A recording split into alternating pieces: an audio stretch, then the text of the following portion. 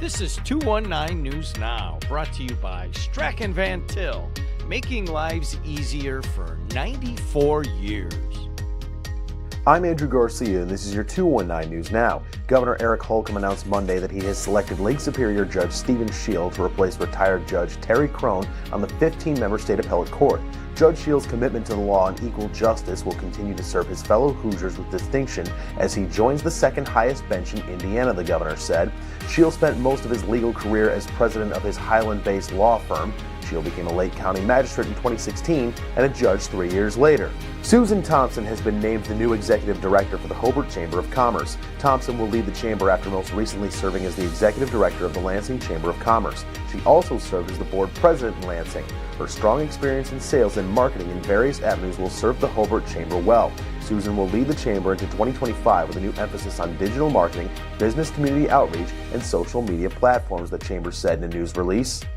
A 67-year-old Valpo man is dead after his vehicle crashed into a tree Saturday evening near County Road 50 East and County Road 1050 North, according to Porter County Police. The deceased has been identified as Eric J. Labrie. Police said they were called out around 6:10 p.m. Saturday to the single vehicle crash and arrived to find the driver inside, which the vehicle had struck a tree head-on. The initial investigation shows he was traveling south on 50 East when his vehicle left the roadway and struck a tree on the south side of 1050 North, police said.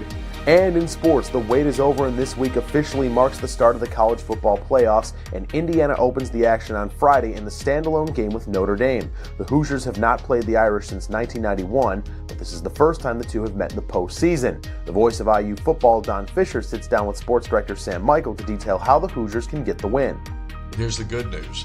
Indiana's defense against the run has been the best in the Big Ten this year. They have done a great job of containing running attacks. So I think Indiana's capable of containing them to some degree. I don't think there's any way you shut them out or anything like that. But there's little doubt that Indiana, depending on the weather, and that could factor into it, depending if there's a lake effect snow or anything like that that could take place. It's going to be cold, so everybody expects it to be a cold night. But at the same time, Indiana's got to be able to throw the football effectively along with their running game. And I think that's the one question you have right now. Can Indiana do that effectively? Because Notre Dame's defense against the pass is pretty doggone good. To read up on more local news and headlines, visit JEDtv.com and NWI.com. I'm Andrew Garcia, and this has been your 219 News Now.